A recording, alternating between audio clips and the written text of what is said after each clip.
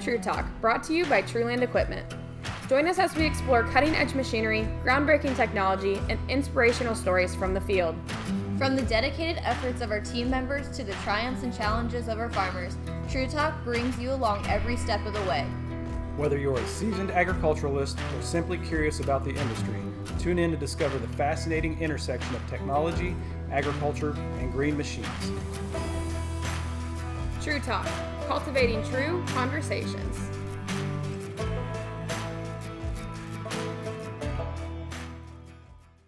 Welcome back to the TRUTALK podcast. Today we have two special guests as opposed to our usual one, and I will let them introduce themselves as well as give a little bit of their overview of their operation. They are customers of ours, so we're excited to have them on and hear a little bit more about how Truland plays a role in their operation, and then how John Deere and especially technology on their farm has evolved and where they're at today and what their goals are with all of that. So with that, I'm Jordan. Josh here today. I'm Mason. I'm Brian. Salomon Farms. We're here in Cherubusco, Indiana. We raise corn, wheat, beans, and alfalfa. And yeah. Salomon with an A. Everybody wants to call you guys Solomon. Yes. Salomon with an A. I'm not going to get into the historical, but I will get it. I will touch on the historical significance because a lot of us, where we farm, we're close to Fort Wayne. Right. So if we go anywhere outside of the farm community, oh, you guys are part of the Salomon Farm Park on DuPont Road. Right. And I quickly have to, and I don't think it registers with a lot of people because they still think that's ours. And actually, the story behind that is that's our cousins. Their father or great-grandfather came to America first. And he was here for 10 years, went back, and 10 years later told his brothers how great America was. They came over, then our great-grandfather settled down on State Road 3 towards south of there. Okay. If anybody's familiar with the Fort Wayne area, it's where it used to be IT&T. It's where Logan's, there's a Myers there. That's where our farm was. On the north side. On the north side. Yeah. That's where our farm was. Interesting fact, our great-grandfather, he worked for the Pennsylvania Railroad, downtown Fort Wayne. He would walk out and clear that farm off every night until he got it and built the house and so forth and so on. So where did they come from? Germany. Came Okay. from Germany. Yeah. So at some point in time, it became an A. There's a story there. That's cool. There's a story there. So if you would drive down DuPont Road, look at that barn, it says 1871. Ours said 1881, 10 years later. Wow. Yeah, we still have the sign. We have the sign in our storage building. That's awesome. Yeah. That's crazy. That's cool. Yeah. No, that's cool. So you've been in this area your whole life. Then did you originate in the Fort Wayne area or not? Or did you originate here? I did. And so I think they had an 80. Dad rented a lot of ground, and he farmed where the mall's at, where the Glenbrook Mall's at. Sure, He farmed where the Coliseum's at. Wow. And a lot of areas in there that wasn't developed yet, but people owned them. People owned the property, and he just got relationships and rented. But that's how he got his start, expanded the farm. Then in 1968, he bought this farm where we're at now in Whitley County and became an outsider, new community. Sure. And then I think I was in 1970, somewhere in right in there, I was 2 years old when we moved over here. Okay. Yeah, I figured you were pretty close to 68 Yeah. somewhere there. So yeah. up until there was a farmhouse by the road. A couple of the buildings are original, and I don't know, mid-70s, Dad put a shop up, and but the grain, we didn't have no grain system here. Right. And in the mid-80s, then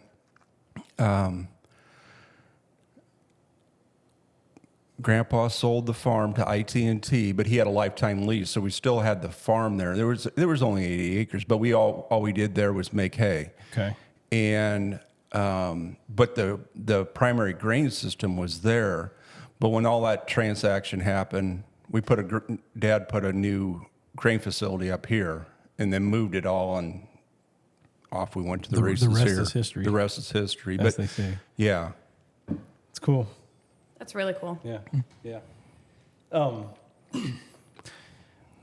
We're going to obviously I want to get into a little bit of agronomics. You guys kind of talked about everything you do. And I think one of the reasons I wanted to do this podcast, you guys do some pretty cool stuff agronomically. And I'm hoping They're that very we can, diverse. Yeah. Yeah. Hopefully we can tie that back to technology at some point. So I got to know what kind of things you obviously grew up on the farm. You were active in the farm since you were a kid, I take it.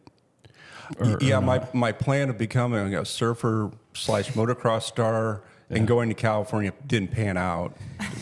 So I decided farming was going to be my it always was. Yeah. But I'm not saying being young and thinking I can go do this and that. Right.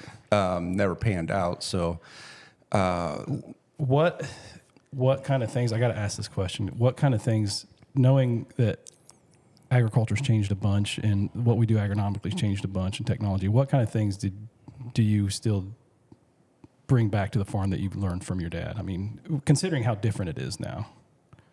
And that's probably a question that's catching you off guard. But no, it's not, because I think that's the baseline and you hear this throughout life. It's hard work. It's just putting your nose to the grindstone and doing it. Now, don't get me wrong, technology has allowed you to do that with less resources in a way, but to me, that's you still got to do the work. It don't do it for you yet. Yeah. It never will. Right. Not entirely.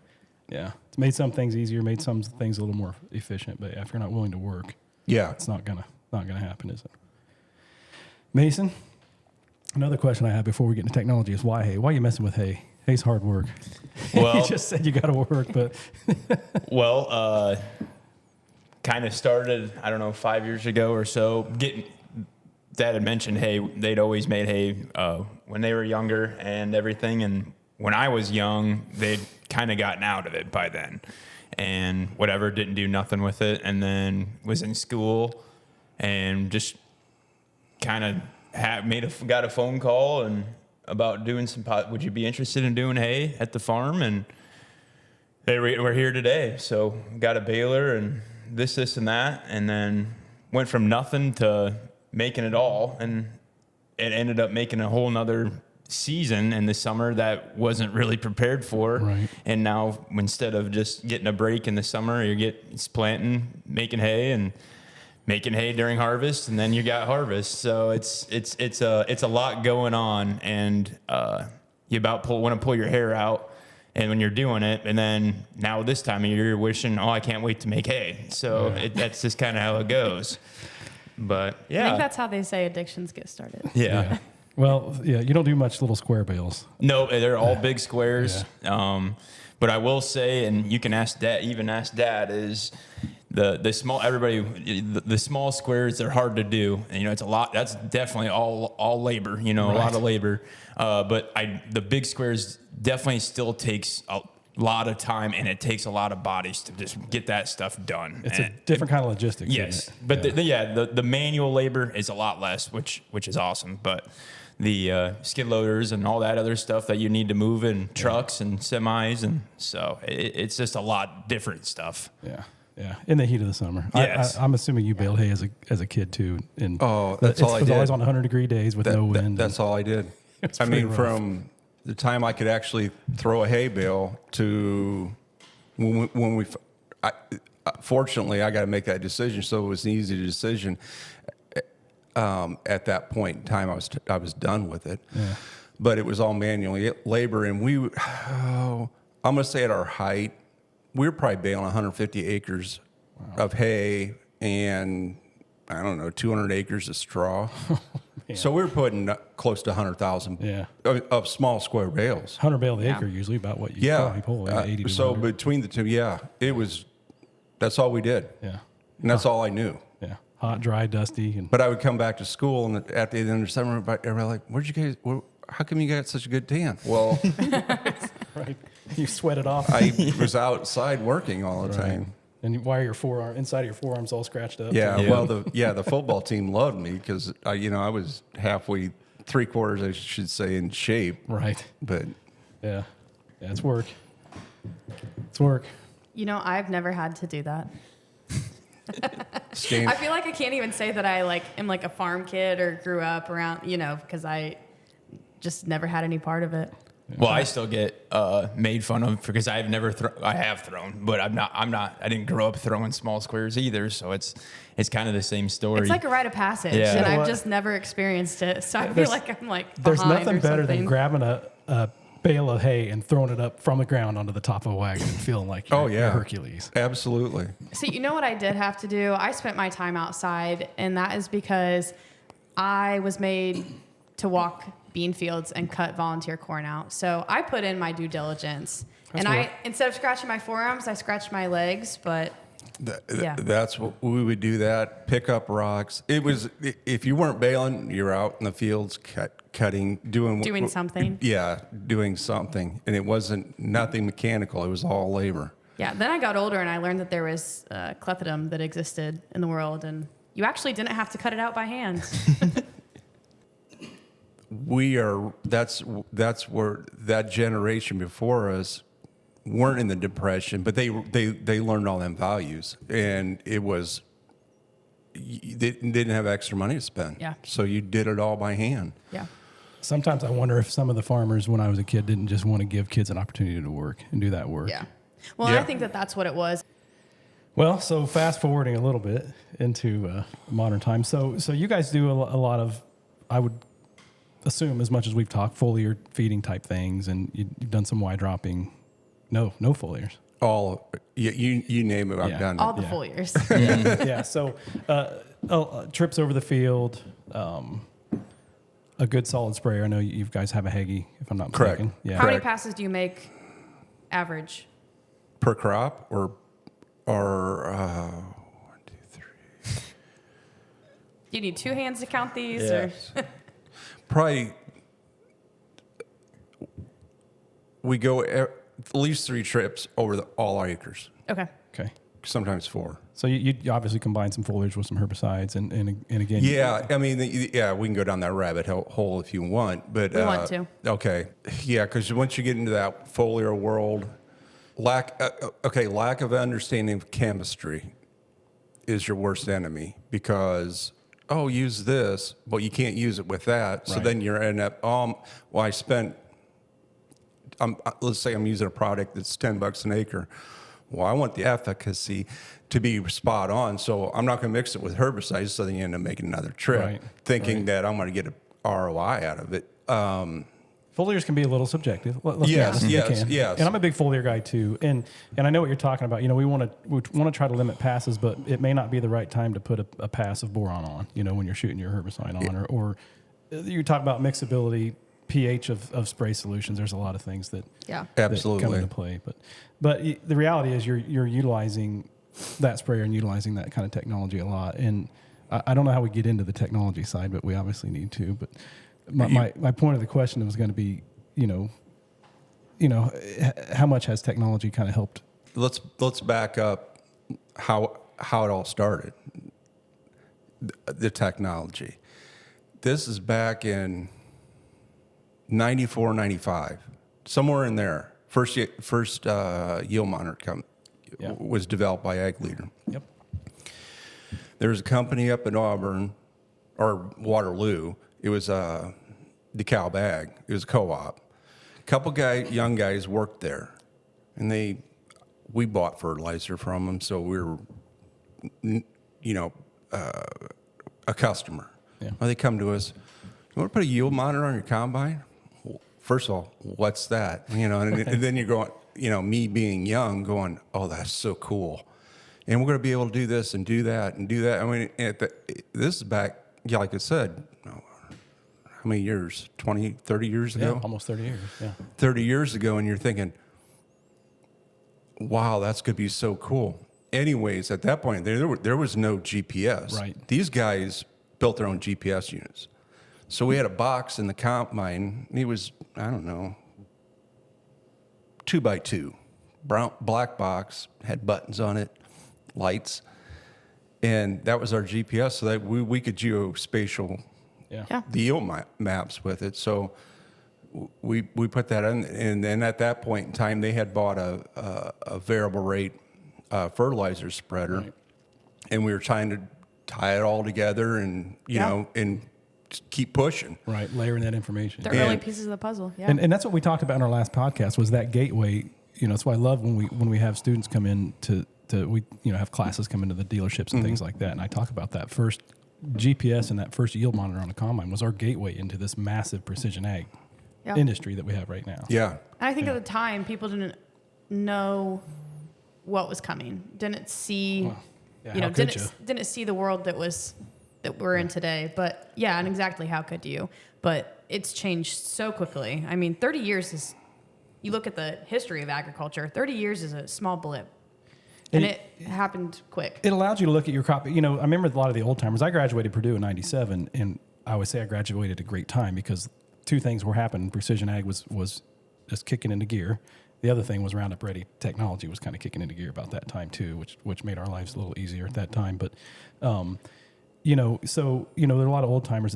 I don't need that yield monitor. I know where my bad spots and good spots are, and I get some of that. But it really opened your eyes to some stuff. And I think absolutely. you were kind of talking about maybe correlating that back to some nutrients and being able to go out and apply. Well, because once you had that technology, you can map it, post look at it. You're going, well, what can I control next? I mean, then we were putting variable rate drives on planters and messing with population. I mean, this is back pre anything John Deere had. Right.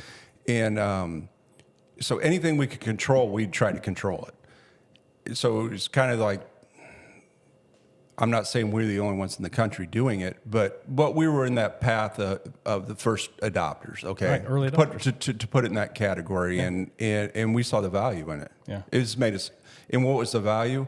It's probably like everything, it just makes you more efficient. Right.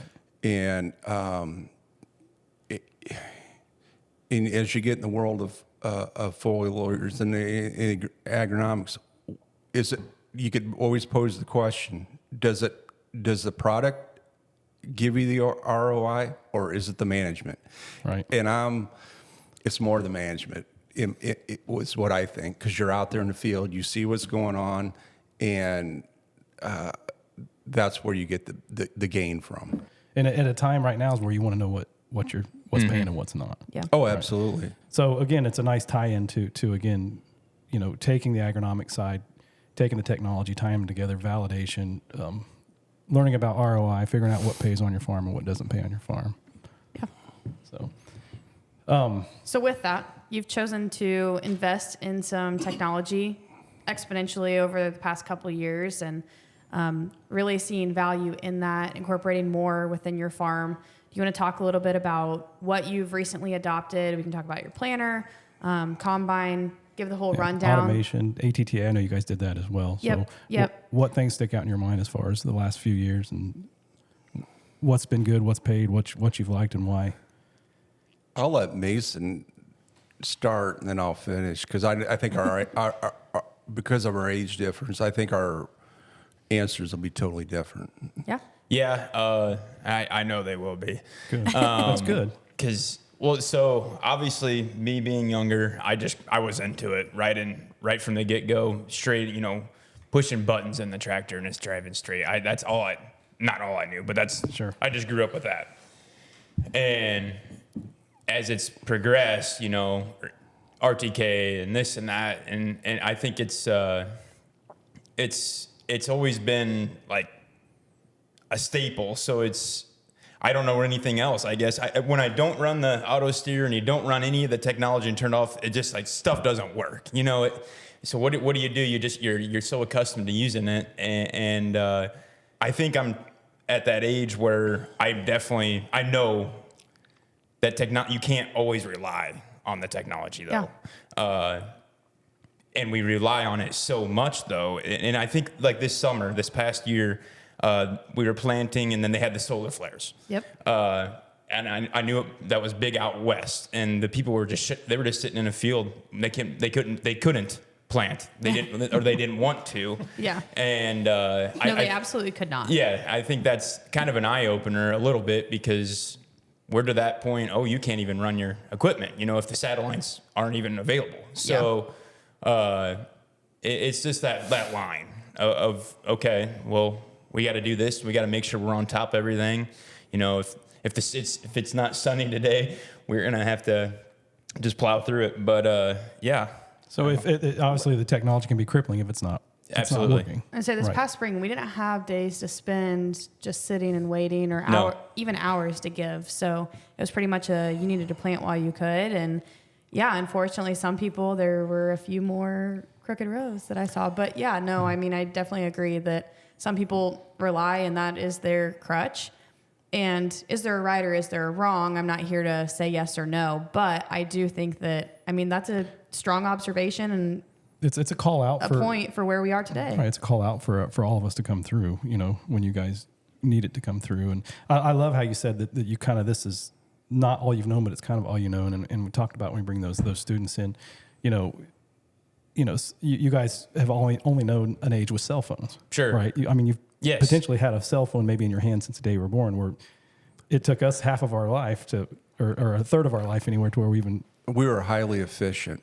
Think about that. They make all their plans. Everything's based on it. I'm thinking, how did we do it back when we were 18 Right. years old? We were highly organized and highly efficient. I wonder we how had you a guys calendar. did that too. we had a calendar on the wall, right, with marks and what things were going on. I don't know how I would survive without my Google Calendar, but I wonder how would we survive if we didn't have that? Well, I wonder, how would you make plans with your friends? Something we as simple as that. We organized at school, or you met in a parking lot, or you pick the phone off on the wall, the rotary phone. Rotary started with one person. Is actually probably the same concept, just a little bit slower.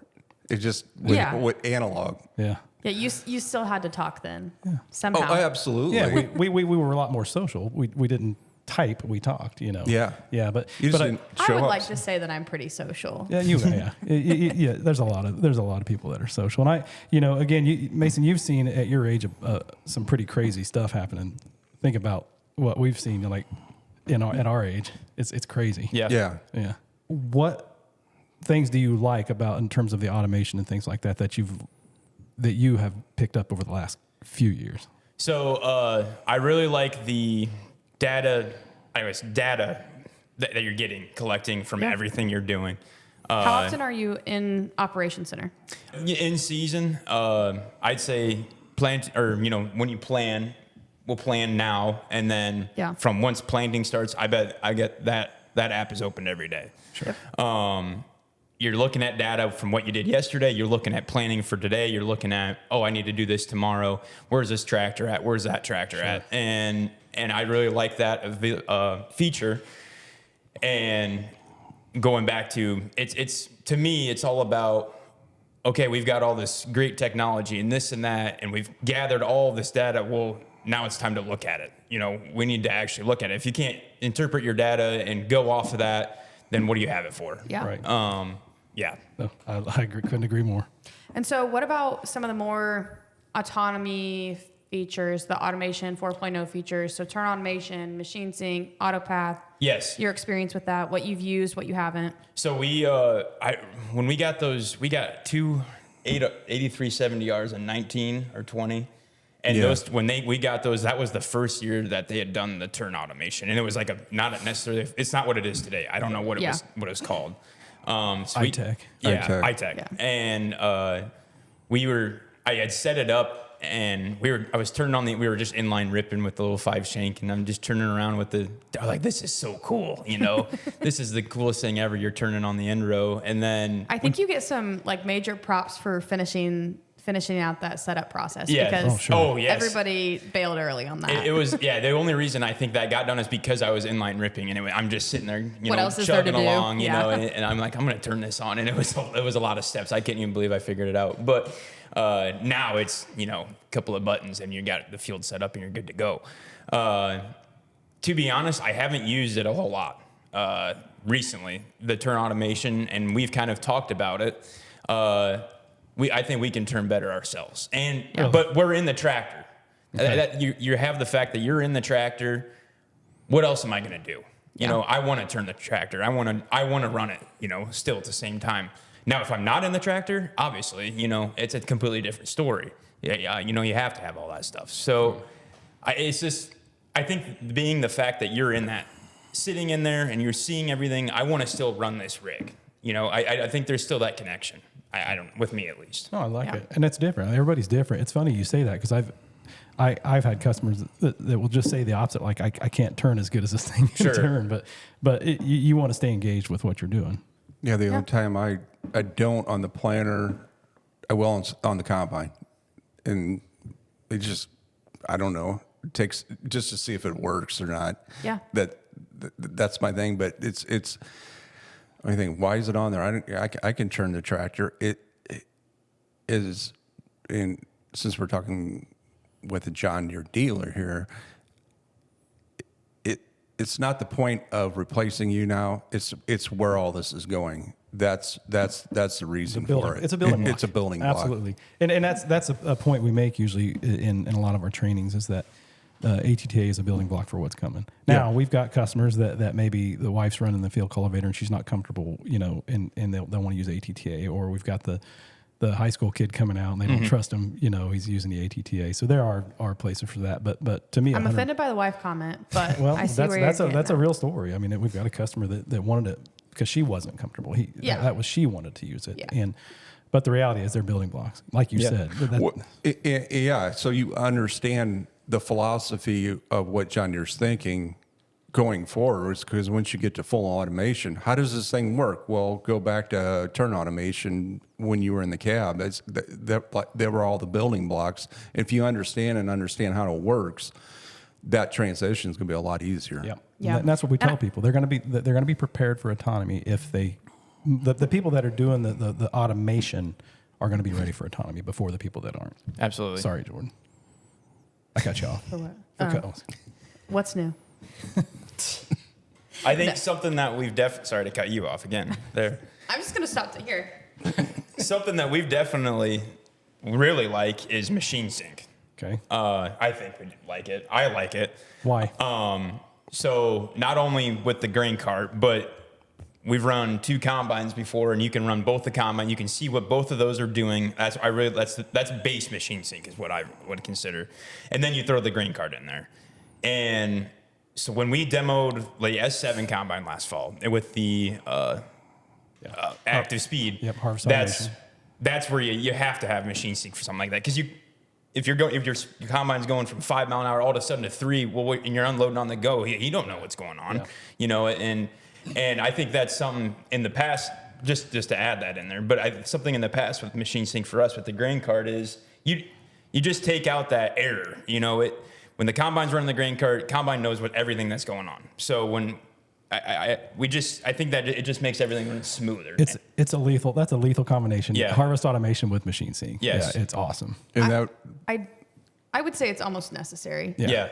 absolutely. And we had machine sync on the grain cart from the when they came out with it. Yeah. So we ran it dependent. The young guys running the grain cart, they would run it. We have an older gentleman that runs the grain cart very good. He was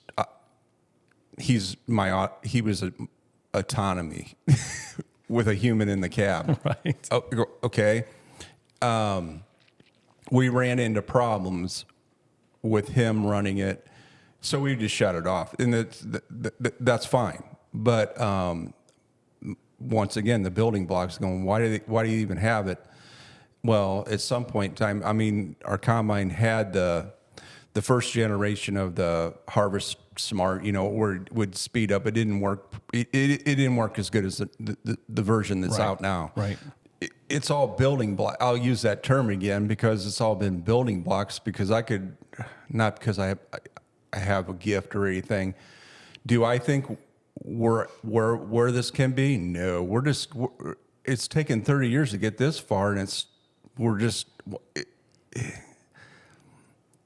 a person can outthink how fast you can bring the technology on. Right. Yeah. And it's just because it's a hard process. Well, it's hard to imagine what what could possibly be next. Well, and it's hard to not only imagine it, but then create it successfully. But it's really easy to sit in the cab and think about things that could make your life easier. I mean, what else do you have to do? Oh, that's my point. Yeah. You're exactly right. And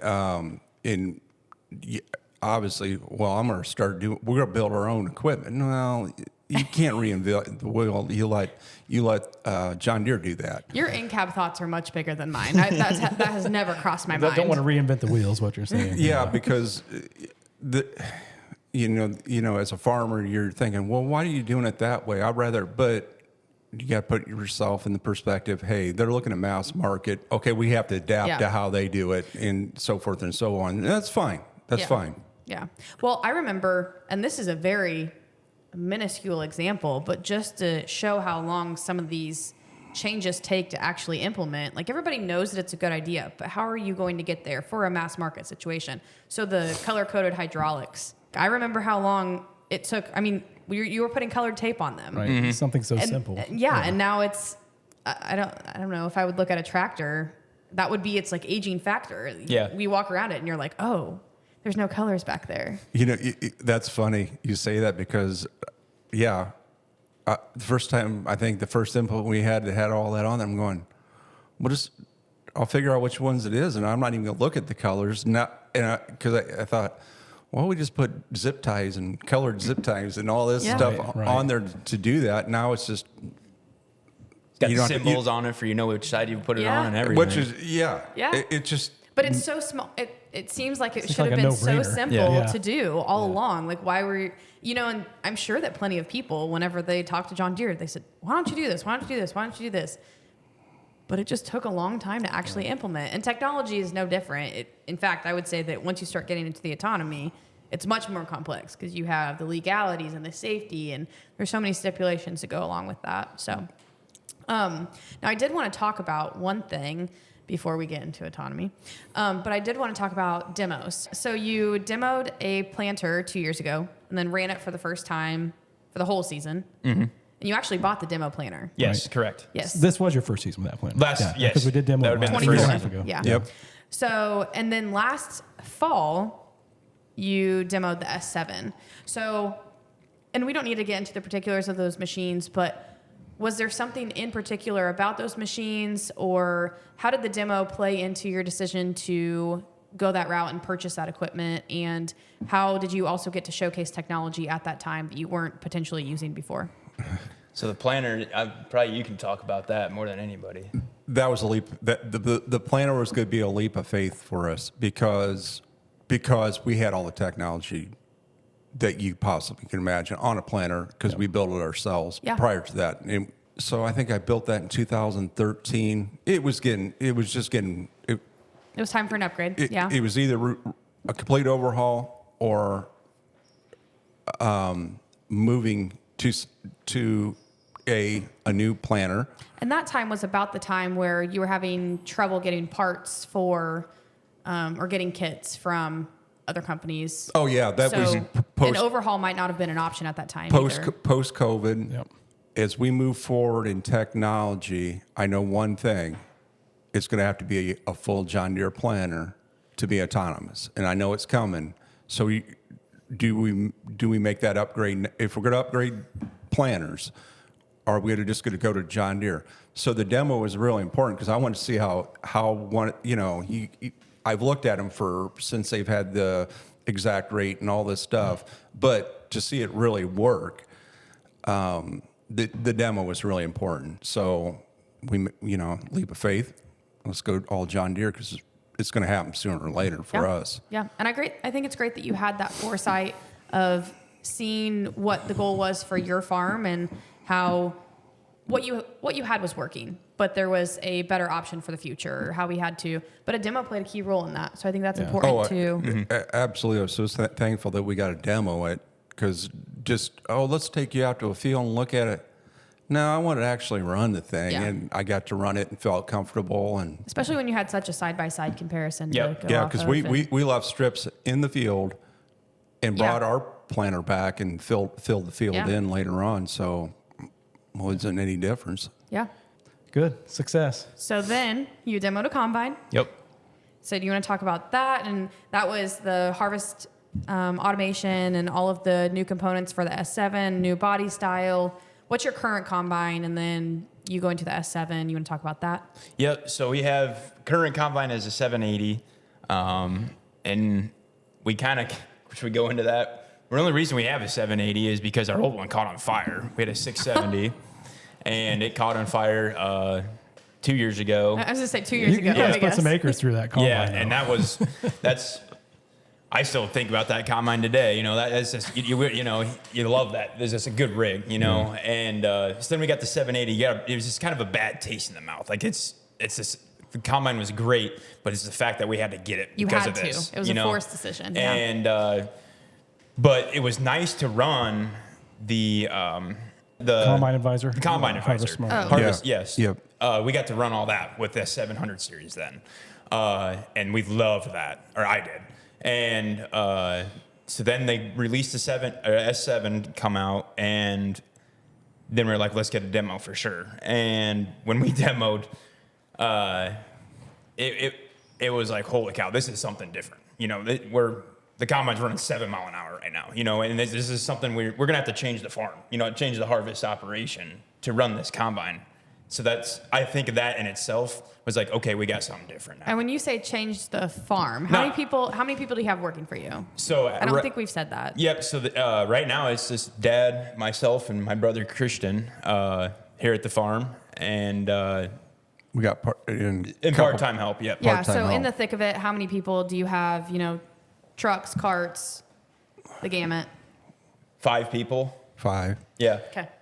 So you're saying just because of the efficiency of that Yes. combine. Yep. Thing is, you wish you had more because there's just always so much stuff to do in the fall. Right. Yeah. And go back to autonomy, but We'll get there. yeah. It's changed the farm. Well, we're running at max efficiency combine, which is what you would want to run at. I think, you know, if you spend all the money to get the combine, let's run at max efficiency. Well, for us to run X amount of bushel an hour, we're going to have to do some different things. Yeah. Other than, you know, grain setup size or maybe another semi. Well, that takes another person, you know, you just other stuff that you got to do, but we're excited to try it out. Yeah. And just see where we're at. You know, I was blown away. We got to mess around with the S7 700. So one class under yours. I was blown away. I mean, what we were doing against the 780, and it was smooth. All of a sudden, you're harvesting. Next thing you know, you look down at your speed. You're going like, oh my gosh, look how fast we're going, and You're moving. How clean the sample was, and you're like, The grain saving and the grain quality has been quantified. As we got down, we're looking at fuel and this Right. and that and how many bushel you're running through it. Well, how much did you save? That tells a big story right there. yeah, I agree. Yeah. I agree. I think it's going to be some of the quickest adopting technology we've had. Yeah, I agree. But coupled along with that, I think we're going to see machine sync tick up just as much. Right. Yep. So, Absolutely. Yeah. Because it is. I mean, and there's settings to change it. You can obviously change the response time a little bit, make it more aggressive, less aggressive, quicker, slower, however you want to phrase it. But at the end of the day, unless you are simultaneously communicating to your cart operator as much as you were riding your hydro handle before, Yeah. there is no way that they're going to be able to just know. No. Even the best of the best who have been in a cart since day one and have been next to you in a combine for 20 years, Absolutely they not. can't do it. It's a it must. changes so much so quick, and you'll see that speed go from 6 Exactly. miles an hour to 4 miles an hour in a couple split seconds. So I always joke that the cart operator has one of the most stressful jobs on the farm. It's going to get even a little more stressful Not with machine sync. because they got it. They're going to have to move. Yeah, they got to go. They got to Yeah. go fill up a truck and get back. No, Yeah. they're still going to be the basis of all Yeah. the problems you have. It's all the carts. It's grain carts' fault. Grain Well, cart. yeah. They still got to unload and get back. Yeah. Well, yeah, now they're not going to be able to go fast enough. That combine's Right. moving. Yeah. Yeah. Yep. But no, that's great. I mean, that's what we saw too, and game changer. And so you did say that's going to change your operation, but you have some big changes coming to your operation. Yep. The What- dun dun dun. You want to tell everybody what that is and what led to that decision? We are going to have full autonomous tractor on a tillage operation this spring and fall.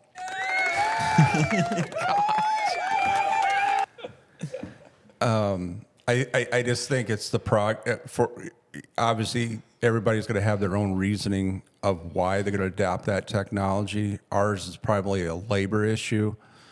You can go back to the where's that thought come from? Well, when you're sitting in the combine, and let's say you're shelling corn, and you look across the field where you have done. Well, how come a tractor can't be out there doing tillage, Yeah. even though we're on the labor by itself? Yeah. And as where John Deere's at right now, we can do that, or we have the opportunity to do that. So we're going to take advantage of that opportunity. Yeah. What went into that decision outside of that? Like, was that a snap decision? Would you say, or was it? I mean, what did it take you to get to that decision? So that that's a big decision. Yeah. But that helped. That helps. Okay. Don't let the salesman guy down the way here hear that, but they already know that. I think our labor situation has changed, and we thought that's easy. Okay, I'm gonna pay for technology. I'm gonna pay for labor. Sure. And let's manage it through a tractor. Yeah. Which to me And- is the right way to do it. Right way to go about it. And because it's coming. Yeah. Yeah. Right, wrong, or indifferent. You guys had to have already recognized a need or an opportunity for that to exist within your operation and a spot for it to fit in. Hey, there's an opportunity there, which you already stated, but also you're already utilizing so much technology that it is the next logical step. I mean, there's not a lot of, we have customers that if they decided tomorrow that they're going to get an autonomous tractor, there would be a lot of scrambling happening from the technology space to learn it, get prepped for it. I mean, driving boundaries, Yeah. setting up an ops center account, things that you guys are doing on the daily. You're already, like you said, those building blocks, and you've already been utilizing those for so long that not only is it the next logical step, you guys are primed and ready for it. Really. Yeah. It's close. But coming into the realization is, I think to make it work properly, or so you're not disappointed, I should say, is what you're alluding to, the prep work that has to be done before that machine ever goes in the field. Yeah. And I think that's one thing we're gonna have to do a better job of. Yeah. Whether obviously the boundaries, we have to redo all our boundaries, which, they're fine for everything we're doing, but it's not in their John Deere's parameters. So we'll have to go read it. We're prepped for that. We got gators. We'll go out and do it, redoing them. I think what I'm saying is, if there's a known rock, there's a tree down, you better go have that stuff picked up and out of there. Washouts cleaned. Yes, just little things like that. Yep. That I think we'll have a better experience with it. It's making you do some things that you may not do otherwise. They need to be done anyways. Yeah.